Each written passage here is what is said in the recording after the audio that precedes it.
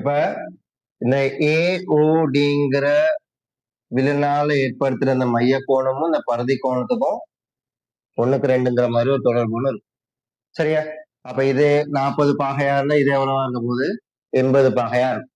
அப்ப இந்த எக்ஸும் இந்த மையையும் கண்டுபிடிக்க சொல்லியிருக்காங்க. இந்த எக்ஸுக்கும் இந்த கோணத்துக்கும் ஒரு தொடர்பு இருக்கு. அது என்னன்னு சொன்னா, இந்த ஏடிங்கிற மாதிரி நீங்க ஒரு வில்லு நான் ஒண்ணு வரைஞ்சீங்கன்னு சொன்னா ஏபிடிங்கிறதும் ஏசிடிங்கிறதும் ரெண்டு கோணங்களுமே பரிதில எதிரமைக்குது ஏடியில இருந்து போயிட்டுதான். பழகுதா? ஆகவே ஏசிடியும் ஏபிடி எப்படி இருக்க போகுது? சமனா இருக்கும். ஒரே துண்ட கோணம். ஆகவே எக்ஸ் வந்து எவ்வளவு இருக்க போகுது? 35 பாகை பிரக்கெட்ல எழுதிடணும்.